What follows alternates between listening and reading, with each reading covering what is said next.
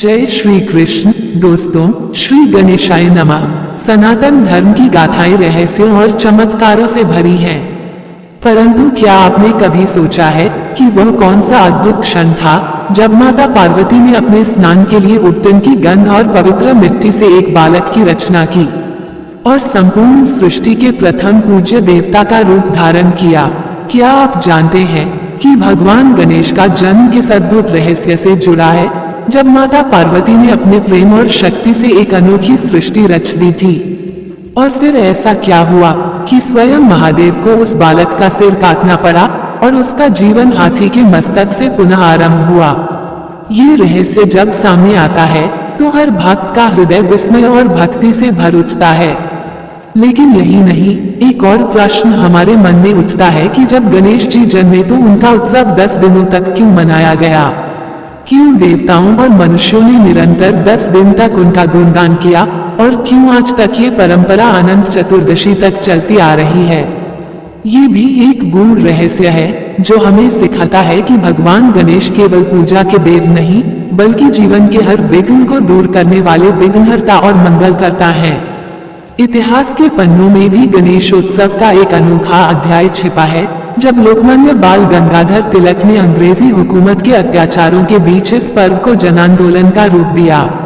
सोचिए, जहां अंग्रेज सामूहिक सभा की अनुमति तक नहीं देते थे, वहीं गणेश चतुर्थी ने करोड़ों भारतीयों को एक सूत्र में बांधकर स्वतंत्रता का दीप प्रज्वलित किया। ये केवल भक्ति नहीं थी, ये राष्ट्रभक्ति का भी प्रतीक बन गई।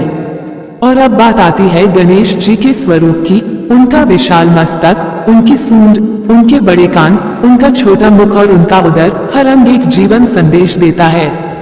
उनका स्वरूप केवल पूजा के लिए नहीं है, बल्कि जीवन जीने की कला का ग्रंथ है। क्या आपने कभी सोचा है कि क्यों उनके वाहन के रूप में मूषक है?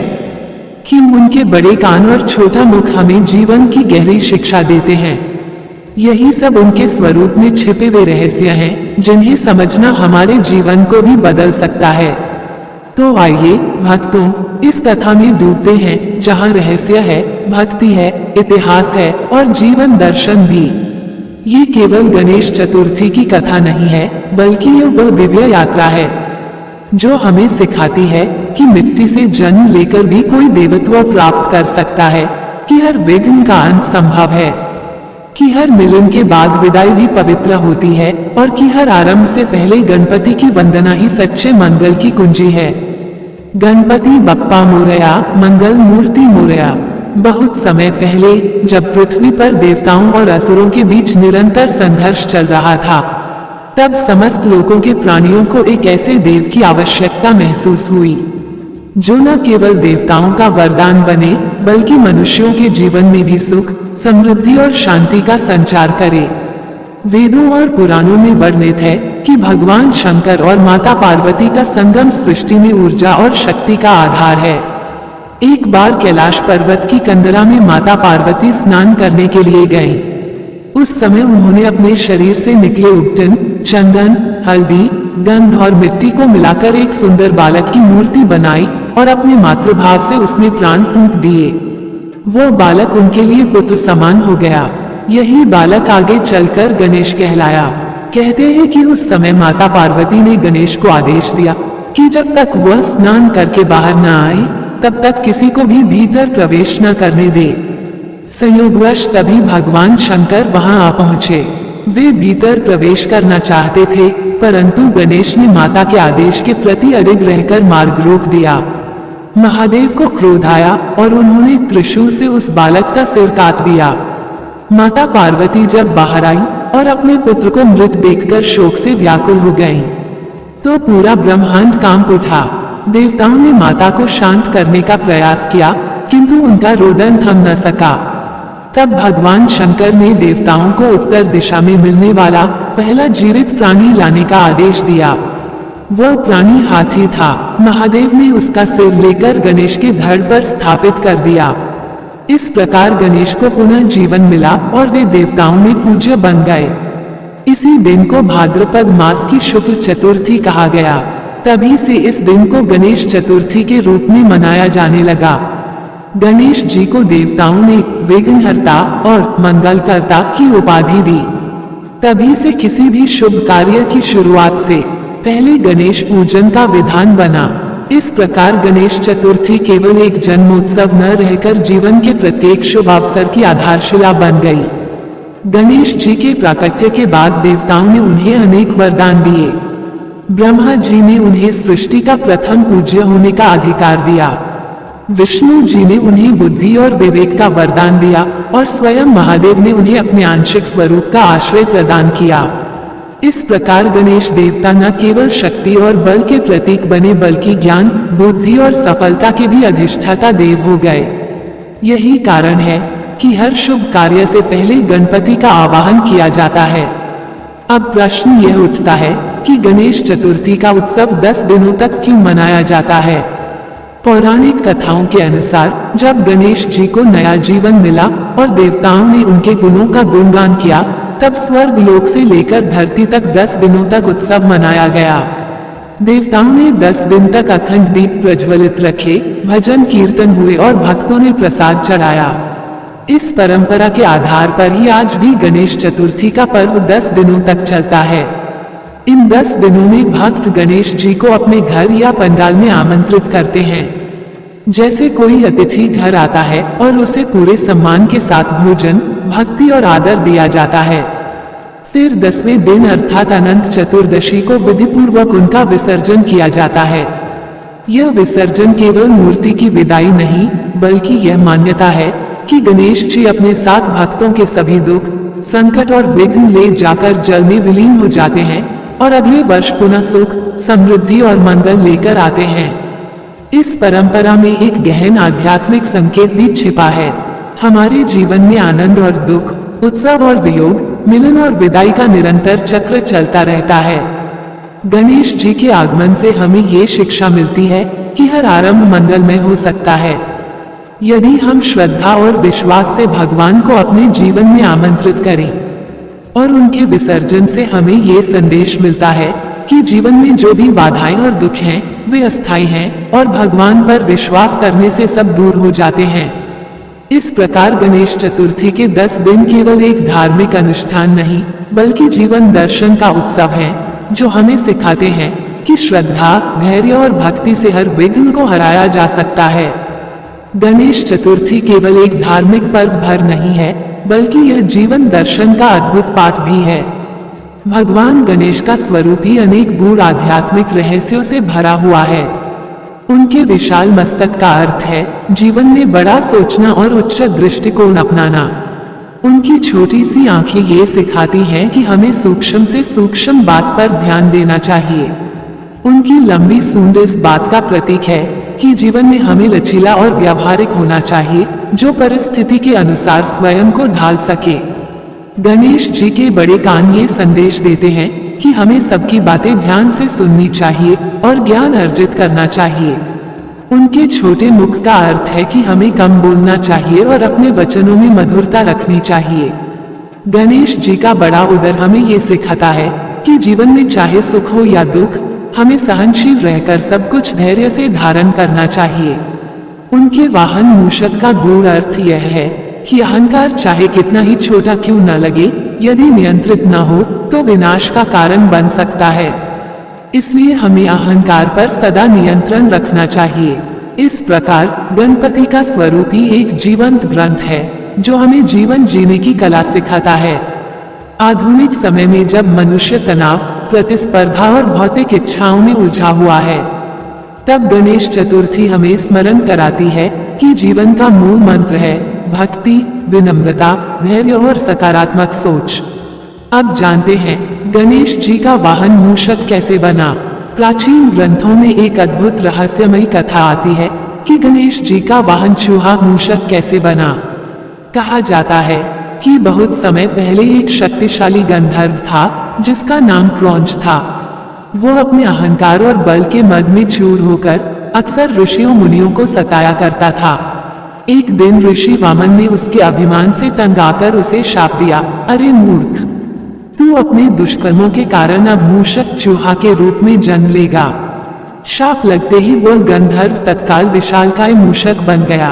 उसका शरीर इतना बड़ा था कि वह आश्रमों को तोड़ता, खेतों को बर्बाद करता और लोगों का अन्न खा जाता। सभी देवता और ऋषि उसकी उपद्रव लीला से त्रस्त हो गए। तब वे सब मिलकर गणेश जी के पास पहुंचे और उनसे प्रार्थना की कि वे इस मूषक का नाश करें। गणेश जी मुस्कुराए और अपने दिव्य पाश फंदे से उस मूषक को बांध लिया। मूषक ने जैसे ही गणेश जी की दिव्यता और शक्ति का अनुभव किया, वह तुरंत उनके चरणों में गिर पड़ा और क्षमा मांगने लगा। उसने प्रार्थना की कि प्रभु, मुझे अपने सेवक के रूप में स्वीकार कर लें। गणेश जी ने उसकी प्रार्थना को सुनकर उसे अपना वाहन बना लिया। तभी से मूषक गणपति का वाहन कहलाने लगा। ये कथा केवल मनोरंजक नहीं बल्कि गहन प्रतीक भी है। मूषक हमारे भीतर की वासनाओं, अहंकार और चंचल मन का प्रतीक है, जिसे यदि गणेश जी की भक्ति में समर्पित कर दिया जाए तो वही हमारी साधना का साधन बन जाता है। इसलिए कहा जाता है कि जो व्यक्ति गणेश जी की आराधना करता है, उसके मन के विकार भी उनके चरणों में वश में होकर उसका सहायक बन जाते हैं। ये पर्व हमें ये भी सिखाता है कि जीवन में कुछ भी स्थायी नहीं है। जैसे गणेश जी 10 दिनों के बाद विदा हो जाते हैं, वैसे ही सुख दुख, लाभ हानि, मिलन वियोग सब अस्थायी हैं। इसलिए हर परिस्थिति में समत्व भाव रखना ही सच्ची साधना है। आज जब समाज में विघटन, स्वार्थ और अशांति बढ़ रही है, तब गणेश चतुर्थी हमें एकता, सहयोग और सामूहिकता का संदेश देती है। सार्वजनिक गणेशोत्सव में जब लाखों लोग एक साथ मिलकर भजन कीर्तन करते हैं और गणपति बप्पा मोरया का जयघोष गूंजता है, तो वह केवल धार्मिक उल्लास नहीं बल्कि सामूहिक चेतना की शक्ति का प्रतीक है। इस प्रकार गणेश चतुर्थी का महत्व प्राचीन काल से लेकर आज तक निरंतर जीवंत है। ये हमें जीवन के हर क्षेत्र में संतुलन, भक्ति और मानवता का पाठ पढ़ाती है। गणेश उत्सव का सबसे भावुक और महत्वपूर्ण क्षण होता है गणपति बप्पा का विसर्जन। 10 दिनों तक जब भक्त अपने घरों और पंडालों में गणेश जी की मूर्ति को स्थापित करके उनकी सेवा, भक्ति और पूजन करते हैं, तो यह अनुभव केवल एक धार्मिक क्रिया नहीं रहता, बल्कि यह मानो अपने घर में स्वयं देवता को अतिथि के रूप में आमंत्रित करने जैसा हो जाता है। भक्त गणेश जी को परिवार का हिस्सा मानकर उनके लिए नित्य भोग लगाते हैं, आरती करते हैं, भजन गाते हैं और अपने हृदय की सारी श्रद्धा उन्हें अर्पित करते हैं। इन 10 दिनों में भक्त और भगवान के बीच जो आत्मीय संबंध बनता है, वह सांसारिक रिश्तों से भी गहरा हो जाता है। लेकिन अनंत चतुर्दशी के दिन जब विसर्जन की बारी आती है, तो भक्तों की आंखें नम हो जाती हैं। वे नाचते गाते हुए भी भीतर से विरह का दर्द महसूस करते हैं। गणपति बप्पा मोरया, अगले बरस तू जल्दी आ का स्वर वातावरण में गूंजता है। मूर्ति को जल में विसर्जित करना इस बात का प्रतीक है कि भगवान साकार रूप में हमारे बीच कुछ समय रहते हैं, फिर अपने निजधाम लौट जाते हैं। लेकिन उनकी ऊर्जा, आशीर्वाद और मंगलकारी शक्ति हमारे जीवन में सदा बनी रहती है। विसर्जन का ये रहस्य गहन आध्यात्मिक संकेत भी देता है। जैसे मिट्टी से बनी गणेश प्रतिमा जल में मिलकर फिर से प्रकृति में विलीन हो जाती है, वैसे ही यह संसार भी अनित्य है। सब कुछ क्षणभंगुर है, केवल आत्मा शाश्वत है। ये हमें त्याग और वैराग्य की शिक्षा देता है कि जो चीज हमारे पास है वो सदा के लिए नहीं बल्कि थोड़े समय के लिए ही है। इसलिए उसका आनंद लो, श्रद्धा से उसका उपयोग करो और समय आने पर उसे विदा करना भी सीखो। इस विदाई में भक्ति का सुख भी है और वैराग्य का दर्शन भी। गणेश विसर्जन हमें ये भी सिखाता है कि भगवान को हम चाहे मूर्ति में पूजे या मन में, अंततः उनका स्थान हमारे हृदय में होना चाहिए, क्योंकि वही सबसे स्थायी और अमर है। इस प्रकार विसर्जन का अनुष्ठान केवल एक परंपरा नहीं बल्कि जीवन का दर्शन है। आगमन और प्रस्थान का, मिलन और वियोग का, और सबसे बढ़कर उस अनंत विश्वास का कि भगवान सदैव हमारे साथ हैं, चाहे दृश्य रूप में हो या अदृश्य रूप में। भक्तों, प्रेम से बोलिए गणपति बप्पा मोरया, मंगल मूर्ति मोरया। भक्तों, अब जानते हैं इतिहास में गणेशोत्सव और लोकमान्य तिलक द्वारा इसे जनांदोलन बनाने की कथा। यद्यपि गणेश चतुर्थी का पर्व प्राचीन काल से ही लोकमानस में रचा बसा था, परंतु इसे सार्वजनिक और भव्य रूप देने का श्रेय स्वतंत्रता संग्राम के महानायक लोकमान्य बाल गंगाधर तिलक को जाता है।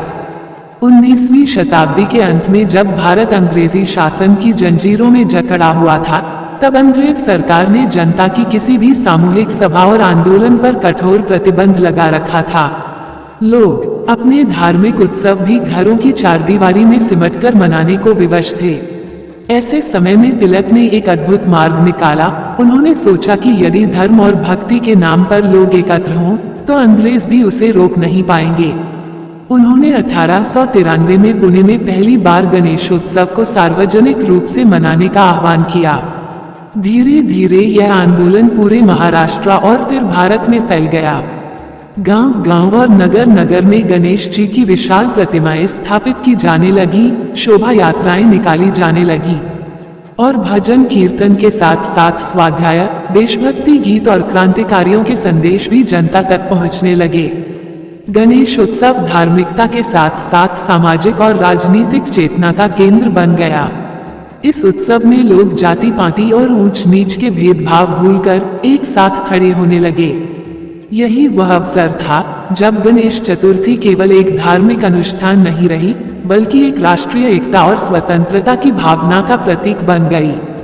लोकमान्य तिलक ने इसे सार्वजनिक गणेशोत्सव का रूप देकर भारतवासियों को एक ऐसा मंच दिया जहां वे भक्ति और राष्ट्रभक्ति दोनों का संगम कर सके। अंग्रेजों की आंखों में यह कांटा भी बन गया, क्योंकि जहां जहां गणेशोत्सव हुआ, वहीं वहीं स्वतंत्रता की मशाल और तेजी से प्रज्वलित हुई।